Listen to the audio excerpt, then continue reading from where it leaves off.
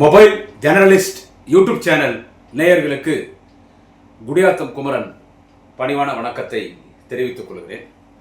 நண்பர்களே, உண்மையிலே நம்ம தமிழ்நாட்டில் இருக்கிற அரசியல் கட்சிகள்னு நான் சொல்ல வந்தேன். திமுகவோட கூட்டணியில் திமுக தயவால், திமுக ஆதரவால் எங்கள் தமிழினத்தின் தலைவர், என்றும் மக்களின் முதல்வர், திராவிட முன்னேற்ற கழக அன்பு தலைவர் அண்ணன் தளபதி ஸ்டாலின் அவர்களின் ஆதரவால், எதிர்க்கட்சி தலைவர் நாளைய தமிழக மாண்புமிகு அண்ணன் உதயநிதி ஸ்டாலின் அவர்களின் ஆதரவால், திமுக தொண்டர்களால் வெற்றி பெற்று இன்றைக்கு சட்டமன்றத்தில் பணியாற்றி கொண்டிருக்கிற, அமைச்சர்களாக பணியாற்றி கொண்டிருக்கிற தாவா டிவிக்கு ஆதரவு கொடுத்துட்டு அவங்களுக்கு இன்னைக்கு நன்றி என்னன்னு தெரியல.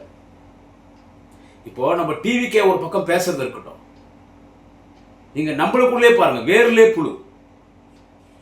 நம்மனால எம்எல்ஏவை ஜெயிக்கிறாங்க, நம்மனால எம்எல்ஏ ஜெயிச்சு, நம்ம கூட்டணியில் எம்எல்ஏ ஜெயிச்சு, நம்ம கூட்டணியை எதிர்த்த டிவிகேக்கு போய் ஆதரவு கொடுக்குறாங்க. சரி, அது கூட அண்ணன் தளபதி அவர்கள் வந்து கேட்டாங்க, சரி நீங்கள் உங்கள் கட்சி ஆதரவு கொடுத்துக்கோங்க, ஆதரவு கொடுக்கலாம், இந்த ஆட்சி இவங்க அமைக்க முடியாது, கவர்னர் ஆட்சி வந்துட்டால் பல பிரச்சனை நம்ம சந்திக்கணும், அதனால் இவங்க ஆட்சி பண்ணட்டும், ஆதரவு கொடுங்கன்னு அண்ணன் தளபதி ஸ்டாலின் அவர்கள் சொன்னார்கள்.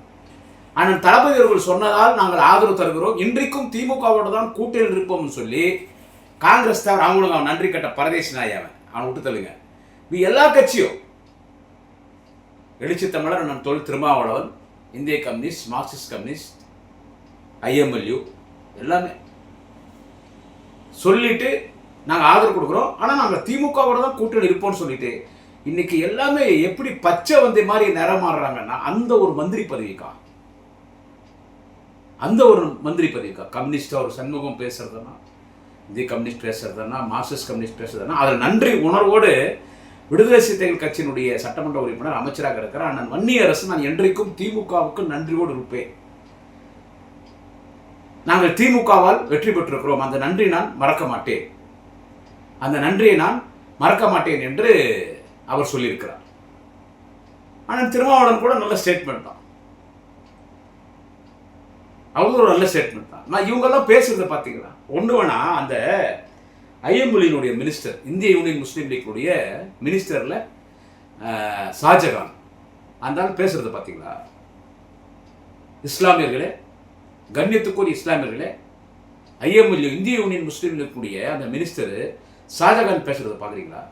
இந்த ஆட்சி இப்படியே தொடர்ந்தா சட்ட ஒழுங்கு சரியில்லை, பெண்களுக்கு பாலியல் தொல்லை, கஞ்சா இருக்குது, போதைப் பொருள், பெண்களுக்கு பாதுகாப்பு இல்லை, சட்ட ஒழுங்கு சரியில்லைன்னு எங்களை விமர்சித்து இன்னைக்கு முதலமைச்சர் இருக்கிற விஜய், உன் ஆட்சியில் பாரு எப்படி இருக்குதுன்னு சொல்லி, உன் ஆட்சியோட குறைகளை சொல்லி, இது இப்படியே தொடர்ந்தா 6 மாதம் கூட உங்களுடைய ஆட்சி நீடிக்காதுன்னு அன்பு தலைவர் தளபதி அவர்கள் அவருக்கு எச்சரிக்கை விடுத்தார். உடனே இந்த ஐஎம்எல்ஏனுடைய மினிஸ்டர், இந்த யூனியன் முஸ்லீம் மினிஸ்டர் ஷாஜகான் தளபதி ஸ்டாலின் அவர்கள், நான் தளபதின்னு சொல்கிறேன், அது முன்னாலெல்லாம் தளபதி அண்ணானுங்க, இப்போ ஸ்டாலினே சொல்கிறானுங்க. ஸ்டாலின் அவர்கள், திமுக தலைவர் முன்னாள் முதலமைச்சர் ஸ்டாலின் அவர்கள் பேசுவது சரியில்லை, அதனால தான் மக்கள் உங்களை தோற்கடித்தார்கள். யார உங்களை, நீங்க எங்கடா கூட்டணி இருந்தீங்க, எங்களோட தானே கூட்டணி இருந்தீங்க, இப்படியே பேசுறது, நீங்க அடுத்த முறை கூட ஆட்சிக்கு வர மாட்டீங்க, என்ன வார்த்தை பேசுற? ஒரு முறை 6 முறை தொழுகிற ஒரு உண்மையான இஸ்லாமியர் தானே நீ? நபிகள் வழியில் வந்தவங்க தானே? நபிகள் வழியில் வந்தவங்க இப்படியா பேசுவாங்க? நன்றி இல்லை உனக்கு? ஷாஜகானை பார்த்து கேட்க நன்றி இல்லை? திமுக தான் நீ ஜெயிச்ச. இஸ்லாமியர்களுக்கு பாதுகாப்பாக இருக்கிற ஒரு இயக்கம் இந்தியாவில் எது? திராவிட முன்னேற்ற கழகம் மட்டும்தான். அன்று, இன்று, என்றும் இஸ்லாமியர்களுக்கு பாதுகாப்பு திராவிட முன்னேற்ற கழகம் தான். திருப்பரங்குன்ற விவகாரத்தில் கோர்ட்டே தீர்ப்பு கொடுக்குது, தர்கா எதிர்க்க போய் நீங்க வந்து விளக்கேற்றலாம்னு சொல்லி கோர்ட்டு தீர்ப்பு கொடுக்குது. ஆனால் அன்று முதலமைச்சராக இருந்த அண்ணன் தளபதி அவர்கள் அதுக்கு அனுமதிக்கவில்லை. பிஜேபி எவ்வளவோ போர்க்குடி தூக்கினான். பிரதமர் மோடி அந்த கோயில் வந்து போனார், ஆனால் தர்காவில் விளக்கேற்றக்கூடாது. ஆண்டுகளாக என்ன நடைமுறை? அங்கே இருக்கிற கோயில் முன்னால, இந்து கோயில் முன்னால் விளக்குது, தர்காவுக்கு முன்னால் விளக்கேற்றக்கூடாது. தர்காவை பாதுகாத்தவர். என்றைக்கும் இஸ்லாமியர்களுக்கு குரல் கொடுக்கக்கூடியது திமுக. அதனாலே நாங்கள் இந்து விரோதி என்றான். எங்களுக்கு ஒரு பட்டம் உண்டு, நாங்கள் இந்து விரோதி, இந்து கடவுளுக்கு நாங்கள் விரோதி, அதனால எங்களுக்கு இந்து வெறியர்கள் எங்களுக்கு ஓட்டு போடுறதில்லை. இவ்வளவு ஆதரிச்சு இந்த மாதிரி நன்றி கட்டத்தனமா இந்த ஷாஜகான் ஒரு மினிஸ்டர் பேசுறேன். நான் மினிஸ்டர் ஷாஜகானை ரொம்ப மரியாதையோட ஒரே ஒரு வார்த்தை ஒன்று கேட்குறேன். சோத்துக்கு உப்பு போட்டு தானே சாப்பிட்றேன், சோத்துக்கு உப்பு போட்டு தானே சாப்பிட்றேன், வேற எதுவும் எனக்கு கேட்க தெரியல, என்ன வார்த்தை பேசுகிறேன். மரியாதைக்குரிய இந்திய யூனியன் முஸ்லீம் லீக்குடைய தலைவர் நான் காதர் மொய்தீன் அவர்கள் வேலூரில் எம்பியாக இருந்தால் எனக்கு ரொம்ப வேண்டிப்பட்டவர். இப்போ பார்த்தாலும் என்கிட்ட பேசுவார். அதே மாதிரி அவர்களுக்கு வேலூரில் எம்பியாக இருந்தால் அப்துல் ரஹ்மான் ரொம்ப தங்கமான மனுஷன். வக்ஃப் வாரிய தலைவரை கூட தளபதி ஒரு ஆக்கினார். வேலூரில் எம்பியாக இருந்தார். துபாயில் வந்து ஒரு மிகப்பெரிய வங்கியில் மேனேஜராக இருந்தவர், பெரிய அதிகாரியாக இருந்தவர். ரொம்ப மரியாதையான அண்ணன். அவங்கள கேட்குறேன், அவங்க தான் தெரியும் எனக்கு. அண்ணன் காதர் மொய்தீன் தான் தெரியும், அண்ணன் அப்துல் ரஹ்மான் தான் தெரியும். இந்த ஷாஜகான் பேசுறது நீங்கள் ஏன் கண்டிக்கல? என்ன சொன்னார் அண்ணன் காதர் மொய்தீன் அவர்கள்? திராவிட முன்னேற்ற கழக தலைவர் அண்ணன் தளபதி அவர்கள் என்ன சொல்லுகிறார்களோ அதை கண்மூடித்தனமாக இந்திய யூனியன் முஸ்லீம் லீக் ஆதரிக்கும் என்று சொன்னார். கண்மூடித்தனமாக நாங்கள் ஆதரிப்போம். அவர் சொல்றது நாங்கள் கண்மூடித்தனமாக கேட்போம். சொன்னது யாரு? இந்திய யூனியன் முஸ்லீம் லீக்குடைய தலைவர், தமிழகத்துடைய ஒரு மூத்த முன்னணி தலைவர், இஸ்லாமிய தலைவர் காதர் மொய்தீன் சொன்னார். கலைஞருடைய நெருங்கிய நண்பர் காதர் மொய்தீன் சொன்னார். நாங்கள் சொல்றது திமுக சொல்றது நீங்கள் கண்மூடித்தனமாக ஆதரிக்க தேவை. நீங்களாம் ஒன்றும் எங்களுக்கு ஒன்றும் திமுக ஒன்றும் அடிமை கிடையாது. கண்மூடித்தனமாக ஆதரித்த நியாயமான கோரிக்கை. ஏன் தளபதி சொன்னார்? நான் அந்த ஷாஜகானை கேட்குறேன், மினிஸ்டர் ஷாஜகானை கேட்குறேன். அழகாக சொன்னார் நம்ம மனிதநேய மக்கள் கட்சியுடைய தலைவர் அண்ணன் ஜவஹர்லால் அழகாக சொன்னார். ஷாஜகான் பேசுறது நன்றி கட்டத்தனமாக பேசுறாரு மினிஸ்டர் ஷாஜகான். திமுக ஆதரவு, திமுக தயவுலாம் நீ ஜெயிச்சிருப்பியா? யாரு? அண்ணன் ஜவஹர்லால் கேட்குறார். மும்தாஸுக்கு ஷாஜகான் கல்லறை கட்டின மாதிரி ஐஎம்எல்யூக்கு இந்திய யூனியன் முஸ்லீம் லீக் நிரந்தரமாக கல்லறை கட்ட போறாரு அமைச்சர் ஷாஜகான். சொன்னது யாருன்னு கேட்டா மனிதநேய மக்கள் கட்சியுடைய தலைவர் அண்ணன் ஜவஹர்லால் சொன்னார். அண்ணன் ஜவஹர்லால் தமிழ்முன் அன்சாரி, தாமமுன் அன்சாரி இருக்காரு, சிதம்பரம் எம்எல்ஏ. அவர் ஜெயிச்சுட்டு தளபதி அவர்கள் வெற்றி வாய்ப்பு குளத்தூர்ல, நன்றி கெட்ட மக்கள் குளத்தூர்ல அண்ணன் தளபதி அவர்களை வெற்றி வாய்ப்பு அங்க பெறவில்லை, அவர் அங்க ஜெயிக்க வைக்கல. அதுக்கு என் பதவி நான் ரிசைன் பண்றேன். அவரும் ஒரு இஸ்லாமியர் தான். தமிழ்முன் அன்சாரி என்னுடைய எம்எல்ஏ பத்தி நான் ரிசைன் பண்றேன், எம்எல்ஏ பத்தி நான் ரிசைன் பண்றேன், நீங்க நில்லுங்க. எதுக்கே சொல்றாரு? நான் ஷாஜகான கேட்கிறேன், எதுக்கு சொல்றாரு தளபதி? 6 மாசம் 7 மாசம் தாங்காதுன்னு. சட்ட ஒழுங்குன்றதே இங்க இல்ல. நான் பேசிட்டு இருக்கிறேன். இப்போ பேசிட்டு இருக்கிறது 3 மணிக்கு பேசிட்டு இருக்கிறேன். இது எத்தனை மணிக்கு மொபைல் ஜெர்னலிஸ்ட போஸ்ட் பண்ணுவாங்கன்னு தெரியாது. இந்த 3 மணி 18 மணி நேரத்தில் 12 பாலியல் பலாத்காரம் நடந்திருக்கிறது. 12 பாலியல் பலாத்காரம் ஒரே 18 மணி நேரத்தில் 12 பாலியல் பலாத்காரம் நடந்திருக்குது. இது ஷாஜகான் நீ பேசுனியா மினிஸ்டர் பாய்? ஷாஜகான் பாய் நீங்க பேசுறீங்களா? இத 12 பலாத்காரையா? ஒரு 3.5 வயசு குழந்தைய கற்பழிச்சு கொலை பண்ணிட்டான். எங்க பார்த்தாலும் புகார், பாலியல் தொல்லை, பாலியல் தொல்லை, பாலியல் தொல்லை, பாலியல் தொல்லை, பாலியல் தொல்லை, திருடு திருடு, கொலை, ஜாதி கலவரம், கஞ்சா கோடி கட்டி பறகுறான். கஞ்சா, போலி மதுபான பாட்டில், 10 ரூபாய் பாட்டிலுக்கு 10 ரூபாய் பாட்டிலுக்கு 10 ரூபாய் பாட்டிலுக்குன்னு நமது தமிழக முதலமைச்சர் திரு ஜோசப் விஜய் கரூர்ல பாடினாரு. 41 பேர் இறந்து போனாங்களே அந்த கூட்டத்துல. இன்னைக்கு 10 ரூபாய் பாட்டிலுக்குன்னு பாடினார்ல. இன்னைக்கு 20 ரூபாய் பாட்டிலுக்கு 20 ரூபாய் பாட்டிலுக்கு 20 ரூபாய் பாட்டிலுக்கு 20 ரூபாய் பாட்டிலுக்கு நாங்க பாட்டா மினிஸ்டர் போறாரு. மினிஸ்டர் போய் ஆய்வு பண்றாரு வைன் ஷாப்ல. மினிஸ்டர் கிட்ட சொல்றாங்க. துணை சபாநாயகர் போறாரு. துணை சபாநாயகர் சொல்றாங்க, ஐயா 10 ரூபாய் அதிகமாக பாட்டில். பக்கத்து ஒருத்தன் சொல்றான் 20 ரூபாய் அதிகமாக பாட்டிலுக்கு. 4 பேர் சொல்றான் நான் 20 ரூபாய் அதிகமாக கொடுத்துக்கிறேன். வா கடைக்காரனை கேளுண்டார். அந்த மினிஸ்டர் போய் கடைக்காரனை கேட்கிறார், 20 ரூபாய் அதிக பாட்டிலுக்கு எதையா நீங்க மாத்திருக்கீங்க? இதைதான் அண்ணன் தளபதி அவர்கள், திராவிட முன்னேற்ற கழக தலைவர், என்றும் மக்களின் முதல்வர் அண்ணன் தளபதி அவர்கள் இதைதான் சொன்னார். இப்படி சட்ட ஒழுங்கு சரியில்லை, கற்பழிப்பு, இஷ்டத்துக்கு பேசுறான் மந்திரிங்க. அந்த ஒரிஜினல்லாம் ஒரு அமைச்சர் ஆயிட்ட பிறகு ஒரிஜினல்லாம் பேசிட்டு எப்படி அதை நீங்க எங்களை பொறுத்துக்க சொல்றீங்க? ஒரு மட்டு மரியாதை இல்லாத பேசுறான், எப்படி பொறுத்துக்க சொல்றீங்க? எப்படி நம்ம பதில் சொல்லாம இருக்க முடியும்? பேசினா உடனே யூடியூபர்ஸ் அரெஸ்ட் பண்றது, அதை பத்தியெல்லாம் எங்களுக்கு கவலை கிடையாது. இது நியாயமான வாதத்தை நான் எடுத்து வைக்கிறேன். நியாயமான வாதம். என்ன பேசுறானுங்க அந்த மினிஸ்டர், அது குறிப்பாக ஒரிஜினா என்ன பேசுறாங்க? எவ்வளவு சட்ட ஒழுங்கு பிரச்சனை, எவ்வளவு கற்பழிப்பு, தாவேகா பெண்ணுக்கே பாலியல் தொல்லை, தாவேகா பெண்ணுக்கே சொல்லுங்க எவ்வளவு பிரச்சனை நடந்துட்டு இருக்குது. நான் பேசினா மணிக்கணக்கில் பேசணும். இதுக்காக தான் அண்ணன் தளபதி அவர்கள் சொன்னார், கழக தலைவர் என்றும் மக்களின் முதல்வர் அண்ணன் தளபதி சொன்னார், இப்படியே இருந்தா உங்க ஆட்சி 6 மாசம் நீடிக்காதுன்னார். இதுதான் எதிர்கட்சி தலைவர் உதயநிதி ஸ்டாலின் சொல்றார். இதுதான் சொல்றார். 18 மணி நேரத்தில் 12 பாலியல் தொல்லையா? இந்தியாவிலே எங்கேயுமே இல்லையா? பீகார்ல இல்லையா? டெல்லியில இல்லையா? யூபியில் இல்லையா, எம்பியில் இல்லையா, ராஜஸ்தான்ல இல்லையா, ஜார்க்கண்ட்ல இல்லையா, மகாராஷ்டிரால இல்லையா, கர்நாடகால இல்லையா, ஆந்திரால இல்லையா, தெலுங்கானால இல்லையா, கேரளால இல்லையா, தமிழ்நாட்டிலையா? தமிழ்நாட்டில் மக்கள் என்னதான் புறக்கணிச்சாலும் மக்களை நாங்கள் விட முடியாது. திமுக தமிழ்நாடு என்ன ஆகுறது? ஒரு முதலமைச்சர் அந்த அப்படியே நல்லா சொக்காலாம் போட்டு பவுடர்லாம் அச்சு சொக்காலாம் போட்டு தலைவர் விக்கு மாட்டி எல்லாம் க்ளீனாக பண்ணி கோட்டு சூட்டெல்லாம் போட்டு டிஃபன் பாக்ஸில் சாப்பாடு கொடுத்து அதை கூட்டு வந்து கோட்டையில் உட்காரிச்சு அப்படி கூட்டு போய் பன்னீர் மங்களாக்குள்ள 6:30 மணிக்கு தள்ளிடாங்க, ஒழிச்சு வச்சிருக்காங்க. 6:30 மணிக்கு உள்ள தள்ளிடுறாங்க, ஒழிச்சு வச்சிருக்கிறாங்க. அவர் இது வரைக்கும் பத்திரிகையாளரை சந்திக்கல. மாண்புமிகு தமிழக முதலமைச்சர் திரு ஜோசப் விஜய் அவர்கள் இது வரைக்கும் ஒரு பத்திரிகையாளரை சந்திக்கல. யார் இன்னைக்கு நிழல் முதலமைச்சர்? யாருக்கு இன்னைக்கு இந்த கட்சி ஆட்சிக்கு வரதுக்கு முதல் வச்சிருக்கிறது இன்வெஸ்ட் பண்ணிக்கிறது யாருன்னு கேட்டால் ஆதவ அர்ஜுனா. இன்னைக்கு யார் தெரியுமா முதலமைச்சர்? ஆதவ அர்ஜுனா. ஆதவ அர்ஜுனா யார்? ஃபேமிலி பேக்ரவுண்ட்னா நீங்களே சொல்லுங்க. இதையெல்லாம் தட்டி கேட்கிறார். யாருக்காக? தமிழ்நாட்டு மக்களுக்காக கேட்கிறார். தமிழ்நாட்டு மக்களுக்காக நம்ம உதயநிதி கேட்கிறார். இப்படியே இந்த 6 மாசம் நீங்க தாங்காதுன்னு அதுக்கு இந்த ஷாஜகான் மினிஸ்டர் எவ்வளவு திமிரு. நீங்க ஒரு இஸ்லாமியராக இருந்தாலும் ரொம்ப நான் அடக்கத்தோட பேசுறேன். நாங்கள் டிவிக்கே பேசுறது ஒரு பக்கம் இருக்கட்டும், சிஎம் விஜயோ ஆதவர்ஜன மாதிரி மினிஸ்டரையோ அந்த கட்சி பேச ஒரு பக்கம் இருக்கட்டும். முதல்ல எங்கனால ஜெயிச்சு ஜெயிச்சவங்க எல்லாமே எங்க முதுகுல குத்துறீங்க. இப்ப நீங்க எல்லாம் விஜய் பக்கம் போயிட்டா நீங்க தொடர்ந்து அமைச்சராக வருவீங்க, தொடர்ந்து தேர்தலில் ஜெயிப்பீங்க நினைச்சிட்டு இருக்கீங்களா? கொஞ்சம் பொறுத்து இருந்து பாருங்க என்ன நடக்க போகுது. கம்யூனிஸ்ட் எல்லாம் இவ்வளவு மோசமா போனா நினைச்சு கூட பார்க்கல. அண்ணன் திருமாவளவன் ஒரு ஸ்டேட்மெண்ட் நல்லா கொடுத்தார். எழுச்சி தமிழர் அண்ணன் திருமாவளவன், நான் உங்களுக்கு ஆதரவு கொடுத்தா எனக்கு ரிவார்ட் கொடுத்துருக்க மினிஸ்டர், நான் எந்த நேரத்தில் வெளியே வருவேன், நான் எந்த நேரத்தில் வெளியே வருவேன். திமுக கார எல்லாரும் பேச ஆரம்பிச்சா சோசியல் மீடியாவில் ஒரு நாளைக்கு 1000 பேர் பேசினா 1000 பேர் நீங்க கைது பண்ணுவீங்களா? 1000 பேர் கைது பண்ணுவீங்க. ஆதவ அர்ஜுனா பேசுறதுலாம் பதில் சொல்லாது இருக்க முடியுமா? சொல்லுங்க. இது ஏதாவது நீ ஷாஜகான் மினிஸ்டர் தட்டி கேட்டிருக்கீங்களா?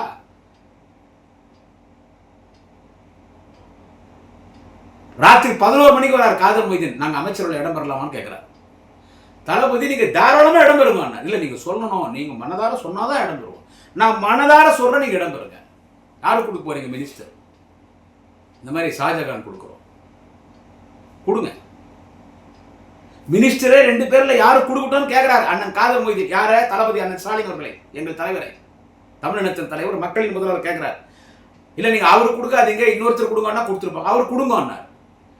இவ்வளவு நன்றி கேட்டதனமா அடுத்த முறையும் நீங்க வரமாட்டீங்க, எப்பவுமே வரமாட்டீங்க. 5 வருஷம் நீடிக்கணும், நான் வேணான்னு சொல்ல. திரு ஜோசப் விஜய் அவர்கள் 5 வருஷம் இருக்கட்டும், நான் வேணான்னு சொல்ல.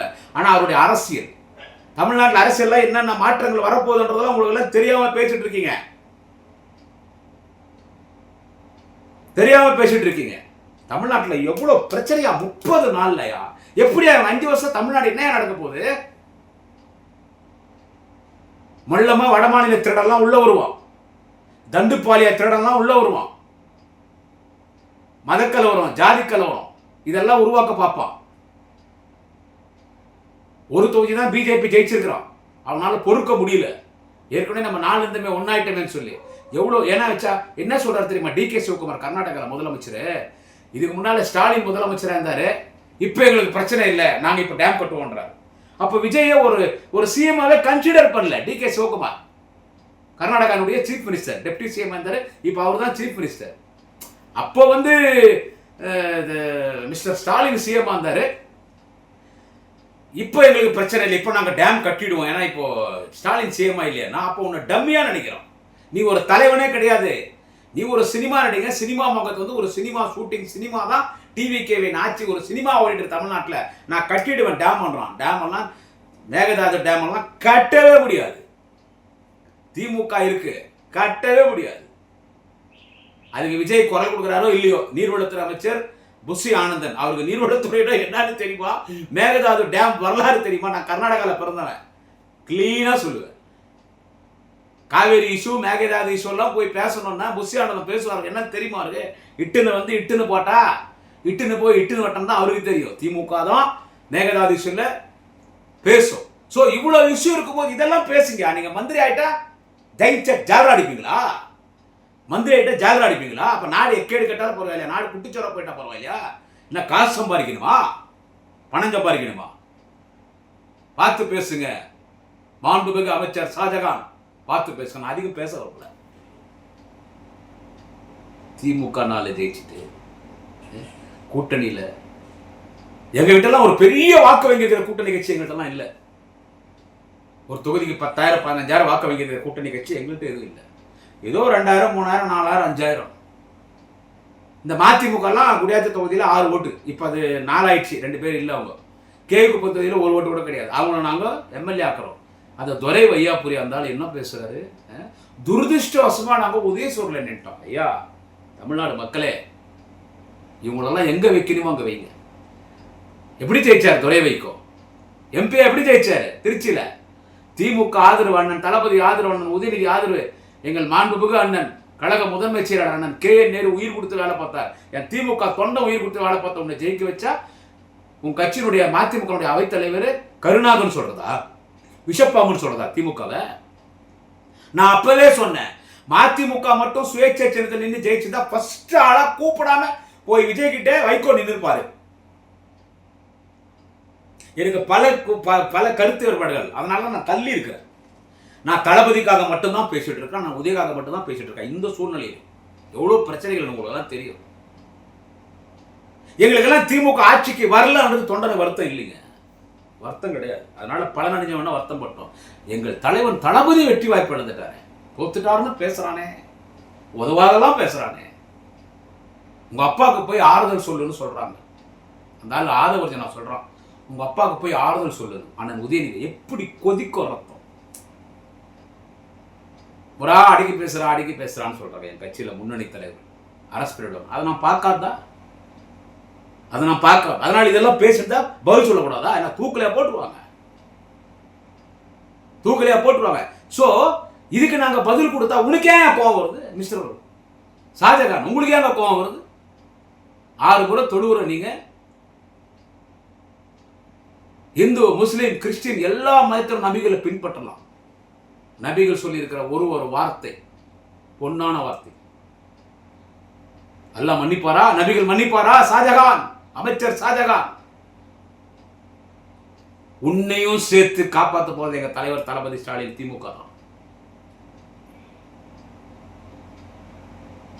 இந்த நாடியை இந்துஸ்தான் நாடாக மாற்றணும்னு முயற்சியில் இருக்க RSS பிஜேபி. அவன் எதிரியே இஸ்லாமியர் தான். அந்த இடத்துல இஸ்லாமியர்களுக்காக நிக்கிற ஒரு கட்சி. இஸ்லாமில் ஒரு பிரச்சனைனா விஜய் ரோட்டுக்கு வருவாரா? CM ஜோசப் விஜய் வருவாரா? வரமாட்டாரு. அவர் வாழ்க்கை தனி, அது ஒரு வாழ்க்கை, தனியான வாழ்க்கை. இது தட்டு மாதிரி CM ஆயிட்டார். அப்ப ஆதவ் நீ தான் முதல் வச்ச, நீ பாத்துக்கப்பான்னு விட்டாச்சு.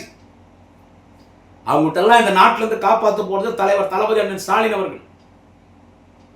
அதனால எல்லாருக்கான பதிவு தான் இது. கூட்டணி கட்சியிலிருந்து எங்களுக்கு துரோகம் பண்ண எங்களை பத்தி பேசுற எல்லாருக்கான பதிவு தான். எனக்கு அதை பத்தி எல்லாம் கவலை இல்லை.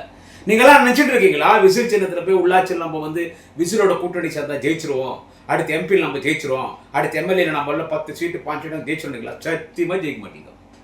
விசிலுக்கு ஓட்டு போடுற வாக்காளர் எப்படி தெரியுமா? அந்த விசில் கட்சியில MLA இருக்கிறாங்கல்ல தொகுதிங்க, MLA யாருன்னே தெரியாது தொகுதி மக்களுக்கு. தொகுதி மக்கள் தொகுதி MLA பேர் என்னன்னு கேட்டு தெரியாது. ஆனா DMK கட்சியில திமுக MLA பேர் 10 வயசு பையன் சொல்லுவான், ADMK MLA பேர் 10 வயசு பையன் சொல்லுவான். தெரியாதியா? MLA கருப்பா சோப்பா கூட தெரியாது. அவன் தொகுதி MLA யாருன்னு கேட்டா தெரியாதியா? யாரோ இந்த சோசியல் மீடியால வாட்ஸ்அப்ல பாக்குறவங்க, யூடியூப் பாக்குறவங்களுக்கு தெரியும் நம்ம தொகுதி MLA யாருன்னு.